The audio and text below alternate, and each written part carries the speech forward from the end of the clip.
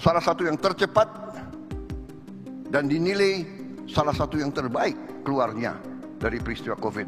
Kita sering kurang bersyukur, kurang terima kasih, kurang menghargai apa yang kita capai sendiri. Ini kita harus koreksi diri kita sendiri. Kalau kita lihat negara-negara lain,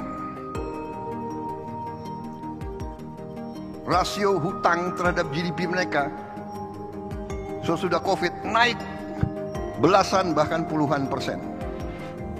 Negara-negara hebat seperti Perancis,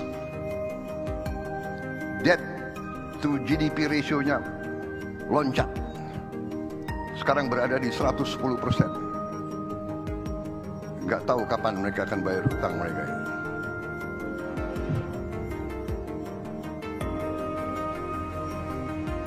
Saudara-saudara sekalian, dengan demikian saya terima mandat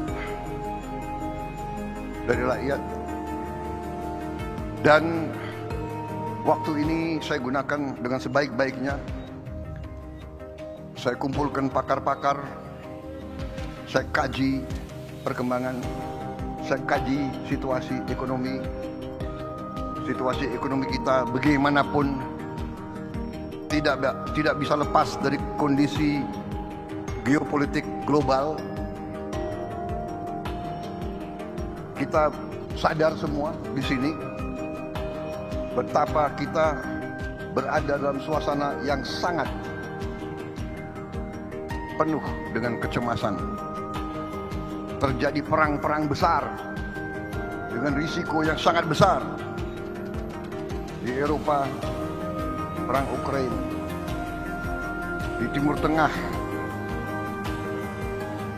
perang di Gaza, meluas ke Lebanon, mungkin meluas lagi ke Iran.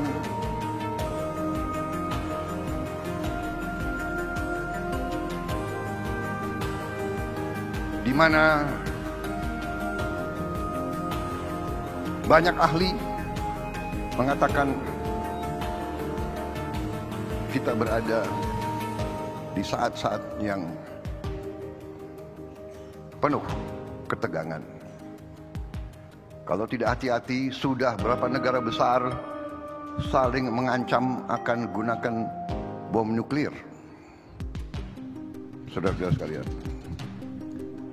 di kawasan kita pun ketegangan, di Taiwan ketegangan antara Cina dan Jepang, ketegangan di Laut Cina Selatan. Di tengah ini semua kita bersyukur Indonesia menikmati keadaan damai. Keadaan damai ini tidak mudah.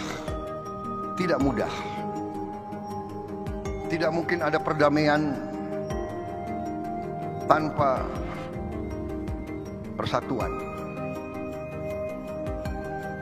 Saya baru dapat pelajaran, unity brings harmony. Harmony brings equilibrium. Equilibrium brings peace. Only with peace we can have prosperity. Ini pelajaran dari sejarah. Kemakmuran hanya bisa datang dengan perdamaian, peace. Karena itu, setiap pemimpin politik, pemimpin kemasyarakatan selalu harus berpikir langkah-langkahnya, kebijakan-kebijakannya, pendekatan-pendekatannya harus ke arah mencapai dan memelihara kondisi perdamaian, memelihara stabilitas. Untuk itu dibutuhkan kearifan, wisdom. Untuk itu dibutuhkan semangat, kebersamaan. Untuk itu perlu semangat kolaborasi, semangat ingin bekerja sama. Saudara-saudara, kita mengerti bahwa kita ini memang majemuk. Kita ditakdirkan sudah ratusan tahun, kita ini majemuk. Berbeda-beda suku, agama, ras, kelompok etnis, ratusan bahasa daerah. Tapi kita bisa hidup rukun. Dan untuk itu kepemimpinan masyarakat di setiap level sampai ke tingkat nasional, kepemimpinan itu harus kepemimpinan yang bisa membawa dan memelihara kerukunan. Dan untuk itu saya mengambil sikap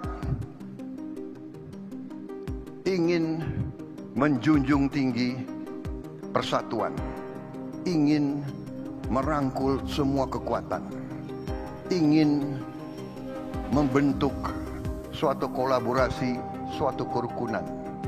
Dan saudara-saudara, sebagai pengusaha, sebagai pedagang, saudara-saudara yang paling mengerti, paling merasakan bahwa hanya dengan perdamaian, hanya dengan suasana sejuk, hanya dengan kerukunan, ada iklim di mana berdagang, berusaha, berwira swasta akan berkembang dengan baik. Tidak ada orang ke pasar kalau terjadi kerusuhan. Tanyalah ke rakyat di Gaza, tanya ke rakyat di Lebanon, bagaimana? Bisa enggak mereka hidup dengan tenang?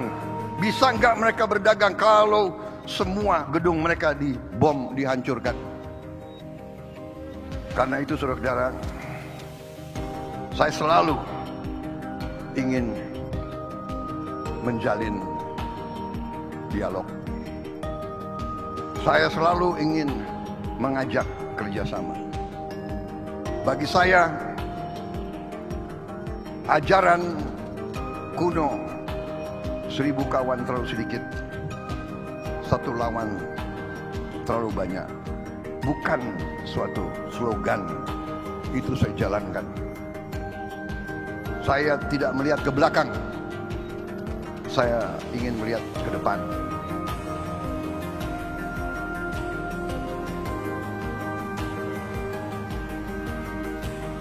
Bagi saya, pertandingan adalah pertandingan. Persaingan adalah persaingan. Ibarat kita di Olimpiade bertanding judo, keras, banting, kunci.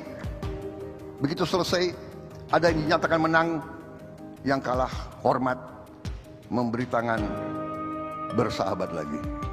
Saudara-saudara kalian, ini jangan hanya di lapangan olahraga, saudara-saudara. Ini harus di lapangan sehari-hari. Ini harus menjadi budaya politik kita. Bersaing, berbeda, bertanding. Begitu selesai, bekerja sama untuk rakyat Indonesia.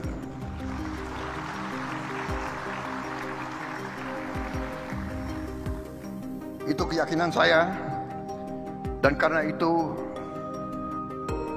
tekad saya akan saya jalankan. Dengan risiko. Karena saya ingin membentuk pemerintahan persatuan nasional yang kuat. Terpaksa koalisinya besar. Nanti akan dibilang, kabinet Prabowo, kabinet gemuk. Banyak. Ya negara kita besar, Bung. Negara kita luasnya sama dengan Eropa. Eropa 27 negara.